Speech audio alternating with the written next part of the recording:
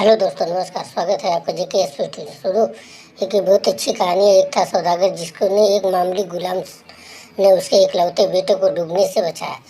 सौदागर ने खुश होकर उसे आज़ाद तो किया ही, इसके अलावा जहाज भरकर व्यापार की विभिन्न चीज़ें बख्शीश में देकर कहा, समुद्र पार करके विदेश जाओ और इन सामानों को बेचकर जो तुम कमाओगे वह तुम्हारा हो जाएगा।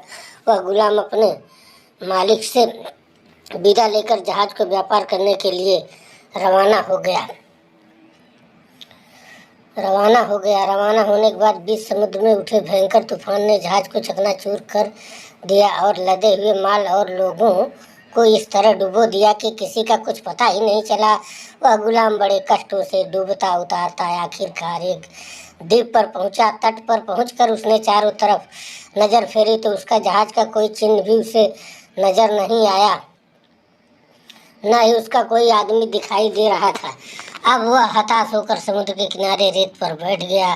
तब शाम हो गई, तब वह उठकर द्वीप के भीतर की ओर चल पड़ा। वहाँ पहले उसे खूब बड़े बड़े पेड़ों का जंगल मिला, फिर काफ़ी बड़ा मैदान और ठीक बीचों बीच एक खूबसूरत शहर नजर आया। शहर के फाटक से हाथों में मसाल लिए काफ़ी लोग बाहर आ रहे थे। उसे देखते ही वे सभी चीखने लगे, महाराज का शुभागमन हो, महाराज दीर्घजीवी हो। इसके बाद सब उसके खातिर उसके आंखों में चौंकाने वाली गाड़ी में बिठाकर एक बहुत बड़े महल में ले गए। वहाँ नौकरों ने फटाफट राज के वस्त्र उसे सुसज्जित कर दिया। सभी लोग उसे महाराज कहकर ही संबोधित कर रहे थे। उसका हुक्म पाते ही झटपट वे काम कर देते। यह सब देखकर वो तो बेचारा हैरान रह गया। उसे लगा कि यह शायद कोई सपना है, उसका दिमाग खराब हो गया है जिससे ऐसा लग रहा है। लेकिन धीरे धीरे उसकी समझ में आ गया कि वह जगा हुआ है और पूरी तरह से होश में है और जो कुछ घट रहा है वह सब सत्य ही है। तब उसने लोगों से कहा, यह क्या माजरा है, जरा मुझे भी बताओ, मेरी तो कुछ समझ में ही नहीं आ रहा है। आप लोग क्या कर रहे हैं, हमको जरा बताइए। तुम लोग आखिर क्यों मुझे महाराज कह रहे हो और क्यों ऐसा सम्मान जता रहे हो। तब उनमें से एक ने उठकर कहा, महाराज हम लोग मनुष्य नहीं हैं, हम सभी प्रेत गंधर्व हैं। हालांकि हम देखने में ठीक मनुष्य जैसे ही हैं। काफ़ी दिन पहले हम सभी लोगों ने मनुष्य राजा पाने के लिए प्रार्थना की थी, क्योंकि मनुष्यों से बढ़कर बुद्धिमान और कौन हो सकता है। तब से लेकर आज तक हमें मनुष्य राजाओं की कमी नहीं हुई। हर साल एक मनुष्य ही आता है और उसे हम लोग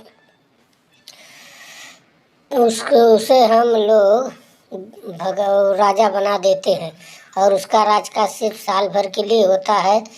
साल खत्म होते ही वह सब कुछ छोड़ना पड़ता है। उसे जहाज से एक रेगिस्तानी देश में पहुंचाए आते हैं, जहाँ थोड़े बहुत फलों को छोड़कर और कुछ नहीं पैदा होता। वह दिन भर हाड़ तोड़ मेहनत करके ही और रेत खोदने पर एक लोटा पानी भी नहीं मिलता। इसके बाद फिर नया राजा आता है। इसी तरह साल दर साल हम लोग का सिलसिला चलते रहता है। यह सुनकर गुलाम राजा ने कहा, अच्छा जरा बताओ, इसके पहले के और तुम्हारे राजाओं का स्वभाव कैसा था। बड़े ने कहा, वे सभी लोग परवाह और लापरवाह थे और झक्की थे। वे सभी मौज मस्ती और विलासिता में पूरा साल बिता देते थे और साल के अंत में उन्हें यही कर्म भोगना पड़ता था। इसके बाद उस राजा ने सर्वाधिक ज्ञानी और पंडितों को बुलाया। राजा ने उनसे विनम्र पूर्वक कहा, आप लोग मुझे उपदेश दीजिए जिस साल के अंत में उसका सर्वनाश दिन के लिए मैं खुद को तैयार कर सकूं। तब उसने जो सबसे ज़्यादा वृद्ध था उसने कहा, महाराज आप खाली हाथ आए थे, खाली हाथ ही फिर आपको उस देश में जाना पड़ेगा, लेकिन इस एक साल में आप हमसे जो भी चाहे काम करवा सकते हैं। मेरा सुझाव है कि आप इस समय इस राज्य को उस्ताद लोगों को उस देश में भेजकर वहाँ घर बार बनवाकर खेती बाड़ी की व्यवस्था करके चारों तरफ मनोरम वातावरण बनवा ले। तब तक फल फूल से वह देश भर जाएगा, वहाँ लोगों का आना जाना शुरू हो जाएगा। तब यहाँ का राजपाट खत्म होने के बाद आप वहाँ जाकर सुख से वहाँ का राजपाट भोग सकेंगे। साल तो देखते देखते बीत जाएगा, मगर अब आपको काफ़ी काम करवाना, इसलिए मेरी राय है कि इस वक्त आराम न करके अपना भविष्य बना लीजिए। मेरा सुझाव है आप इस समय इस राज्य के उस्ताद लोगों को उस देश में भेजकर वहाँ घर बार बनवा कर खेती बाड़ी की व्यवस्था करें, चारों तरफ मनोरम वातावरण बनवा ले। तब तक फल फूल से वह देश भर जाएगा, वहाँ के लोगों का आना जाना शुरू हो जाएगा।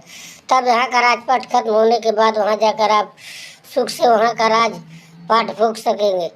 साल तो देखते ही देखते बीत जाएगा, मगर आप को काफ़ी काम करवाना है, इसलिए आप तुरंत तैयार हो जाए। इसलिए मेरी राय है कि इस वक्त आराम न करके अपना भविष्य बना लीजिए। राजा ने तभी हुक्म दे दिया कि कुछ लोग वहाँ जा कर के वृक्ष के पौधे, फलों से बीज तथा भारी भरकम कलपुर्जे भेजकर पहले से उस रेगिस्तान को सुसज्जित कर दिया। उसके बाद साल जब खत्म होने को आया तब वहाँ की प्रजा ने उसका छत्र, राज मुकुट, राजदंड, उतार आदि सब वापस ले लिया और प्रजा ने उसे उस रेगिस्तान में भेज दिया। उसके राशि पोशाक उतरवा कर साल भर पहले ही मामूली कपड़े पहनाकर उसे जहाज में चढ़ाकर उस रेगिस्तान देश में भेज दिया। लेकिन अब वहाँ रेगिस्तान कहाँ था, चारों तरफ घर बार, ताल और बगीचे नजर आ रहे थे। अब वहाँ की आबादी भी बस गई थी। वहाँ के लोगों ने बड़े उत्साह से शंख घंटा बजाकर उनकी अगवानी करके उसे ले जाकर सिंहासन पर बैठा दिया और 1 साल के राजा ने वहाँ जीवन भर के लिए अपना राजभोग करने लगा। दोस्तों, आप सबको कैसा लगा हमें कमेंट करके बताना।